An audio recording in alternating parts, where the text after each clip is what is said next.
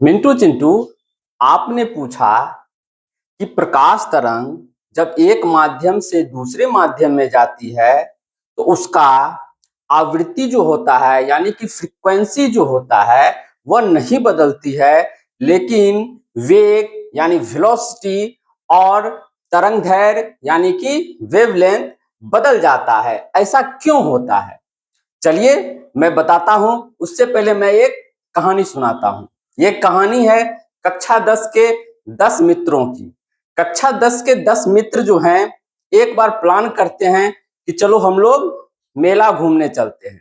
तो ये कक्षा 10 के 10 मित्र जो हैं 1 2 3 4 5 6 7 8 9 और 10, ये 10 मित्र जो हैं प्लान बनाते हैं मेला घूमने का। और ये तय करते हैं कि हम लोग जो मेला चलेंगे तो एक के पीछे एक आगे पीछे करके चलेंगे और हम लोगों के बीच एक निश्चित दूरी रहेगी। दो मित्रों के बीच एक निश्चित दूरी रहेगी। तो ये सभी मित्र एक निश्चित दूरी पे मेला देखने के लिए जाते हैं।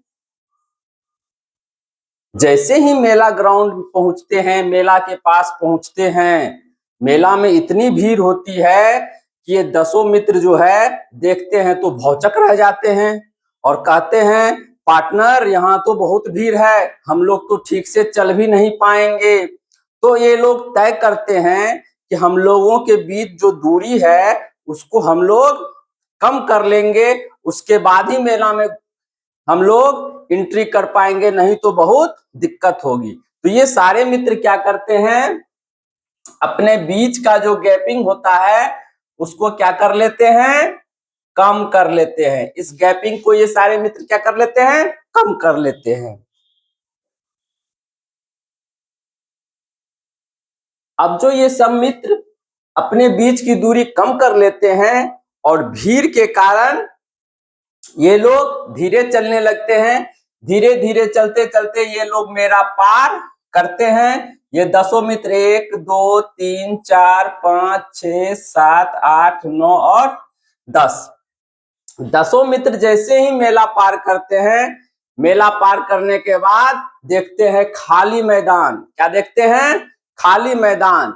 खाली मैदान जैसे ही देखते हैं बस 10 मित्र जो है दौड़ लगा देते हैं, आज मैं ऊपर आसमां नीचे। 1 2 3 4 5 6 7 8 9 10 और इन लोगों के बीच की दूरी भी बढ़ जाती है। इन लोगों के बीच की दूरी भी बढ़ जाती है।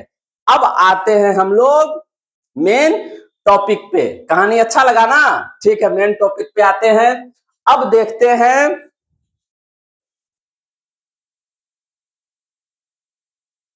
तो यह जो आवृत्ति होती है, इस आवृत्ति का निर्माण जो होता है, जहां आवेश का कंपन होता है वहीं पे होता है। आवृत्ति का निर्माण जो होता है, जिस जगह पे आवेश का कंपन होता है उसी जगह पे आवृत्ति का निर्माण होता है। और 1 सेकेंड में जितना बार कंपन हुआ उतना आवृत्ति निकलता है। ये आवृत्ति जो निकलता है 1 सेकेंड में मान लो 10 बार कंपन हुआ तो ये आवृत्ति 1 सेकेंड में 10 निकला।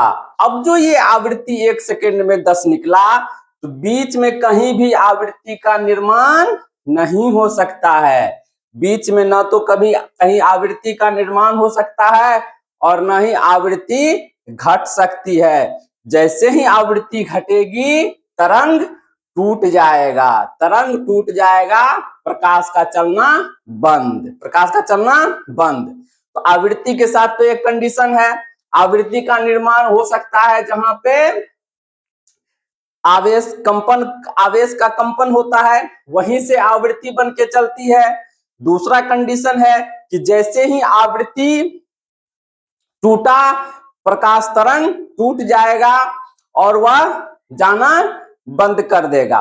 तो आवृत्ति के साथ कंडीशन है कि आवृत्ति ना घटना चाहिए और ना बढ़ना चाहिए। और यहां से जितना आवृत्ति 1 सेकेंड में निकला उतना ही आवृत्ति 1 सेकेंड में यहां भी निकलेगा, उतना ही आवृत्ति 1 सेकेंड में यहां भी निकलेगा।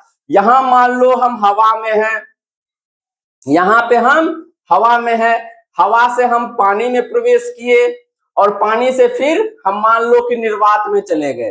तो यहाँ पे 3 माध्यम हो गया, लेकिन किसी भी माध्यम में हमारी आवृत्ति नहीं टूटी, यानी 10 मित्रों की दोस्ती नहीं टूटी। ऐसा हुआ कि मेला में भीड़ है मित्र, ऐसा करो दूरी बना के रखो, 2 मित्र हम लोग नहीं जाएंगे मेला, 8 लोग चले जाओ। ऐसा हो सकता था? नहीं हो सकता था।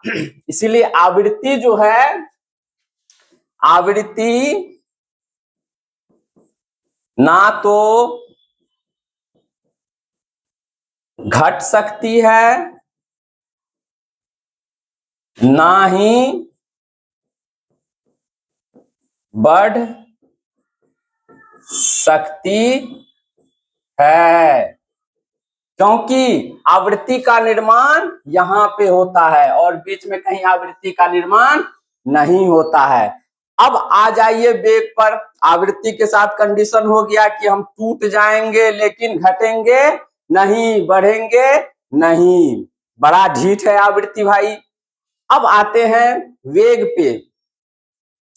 हवा में जो वेग चलता है, हवा में का जो मॉलिक्यूल है उसमें प्रतिरोध कम होता है, और जैसे ही हवा से पानी में चलता है तो पानी का मॉलिक्यूल जो है प्रकाश तरंग में प्रतिरोध उत्पन्न करता है, जिसके कारण इसका वेग घट जाता है। जैसे मेला का भीड़ जो है 10 मित्र में प्रतिरोध उत्पन्न किया, जिसके कारण 10 मित्र का वेग घट गया।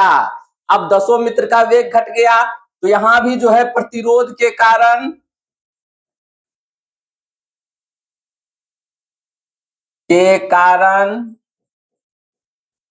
वेग घट जाता है। अब देखो मिंटू चिंटू, आवृत्ति के साथ कंडीशन है कि मैं टूट जाऊंगा लेकिन कम या अधिक नहीं होऊंगा। वेग के साथ कंडीशन है कि वह परिस्थिति के अनुसार घट और बढ़ जाता है, क्योंकि अगर भीड़ है तो वहां दौड़ के जाना भी संभव नहीं है। तो जैसे ही माध्यम चेंज होता है तो माध्यम के अनुसार वेग घट या बढ़ सकता है। जैसे 10 मित्र खाली मैदान में गए तो दौड़ लगा दिए, उसी तरह जैसे ही तरंग निर्वात में जाता है तो दौड़ लगा देता है।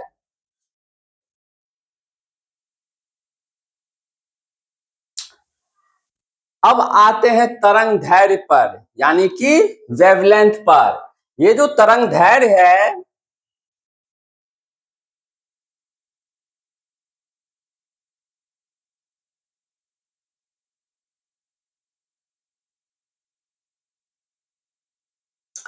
अब ये जो तरंग दैर्ध्य है ये है मिलान पदाधिकारी। ये क्या है? मिलान पदाधिकारी।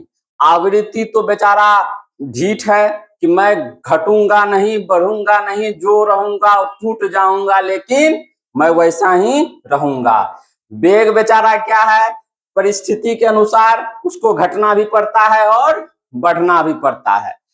अब क्या है कि वेग घटता बढ़ रहा है, आवृत्ति जो है वह समा बांधे हुए है कि मैं जितना वहां से निकला मैं उतना ही सब जगह रहूंगा, वरना मैं टूट जाऊंगा। अब इस दोनों के बीच जो है मध्यस्थता कौन करे? तो बेचारे तरंग दैर्ध्य मध्यस्थता करते हैं।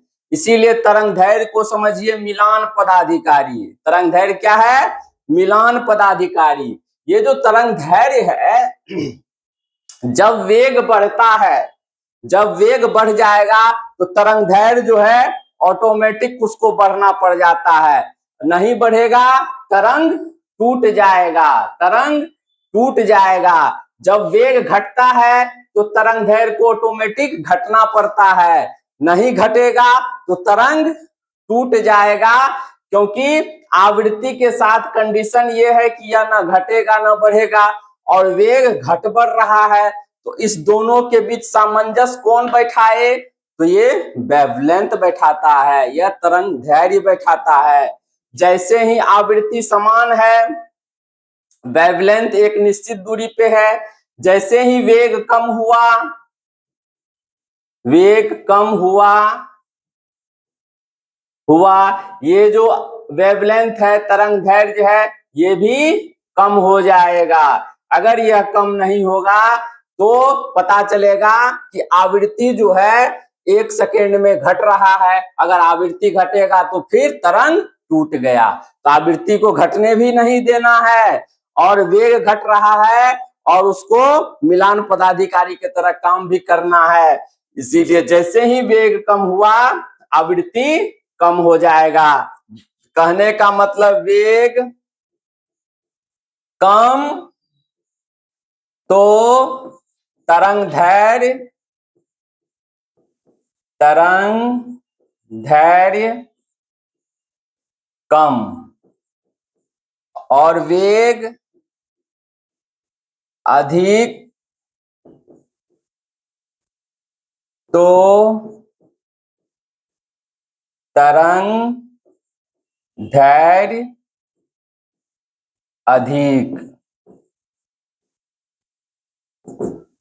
वेग अधिक होगा तो अगर तरंग दैर्ध्य अधिक नहीं होगा तो यहाँ पे जो है आवृत्ति अधिक हो जाएगा, जबकि आवृत्ति अधिक होना है नहीं। इसीलिए यहाँ पे वेवलेंथ को यानी तरंग दैर्ध्य को अधिक होना पड़ता है। जैसे ही वेग बढ़ा, अब आपका तरंग दैर्ध्य भी बढ़ा। जैसे ही वेग घटा, तरंग दैर्ध्य भी घटा। तो ये 10 मित्र की कहानी। लेकिन एक बात जान लीजिए कि जब भी आवेश में कंपन होता है तो आवृत्ति प्रति सेकंड ये 10 उस नहीं निकलती है। देख लीजिए,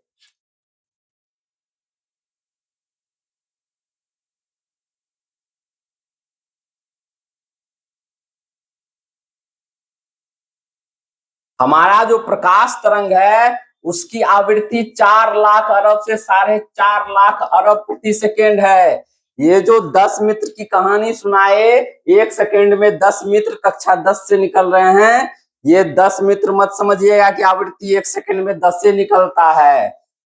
4 लाख अरब 1 सेकेंड में प्रकाश का आवृत्ति है। 4 लाख अरब से लेकर के 4.5 लाख अरब, हर कलर का अलग अलग आवृत्ति रहता है।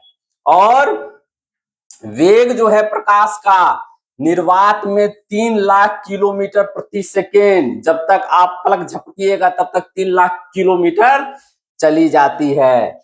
और प्रकाश तरंग का तरंग दैर्ध्य जो है निर्वात से लगभग 25% छोटा हो जाता है पानी में। यानी कि निर्वात में जितना वेवलेंथ रहता है, जितना लंबा, जितना लेंथ का निर्वात में जितना लंबा वेवलेंथ रहेगा उससे 25% कम हो जाएगा पानी में। यानी कि निर्वात से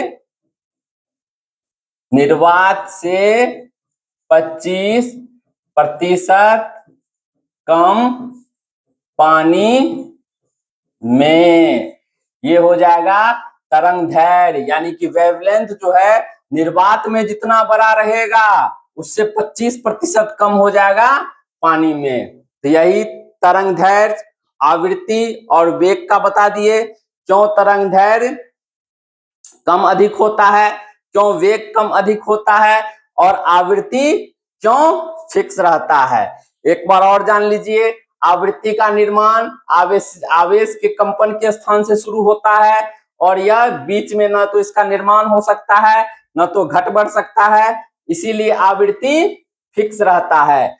वेग जो है माध्यम के अनुसार घटता बढ़ता है, और तरंग दैर्ध्य जो है आवृत्ति और वेग में सामंजस्य बैठाने के लिए घटता और बढ़ता है। वेग बढ़ा, तरंग दैर्ध्य बढ़ा, वेग घटा, तरंग दैर्ध्य घटा। अब समझ में आ गया मिंटू चिंटू? कभी भूलोगे नहीं? वाह, बहुत होशियार।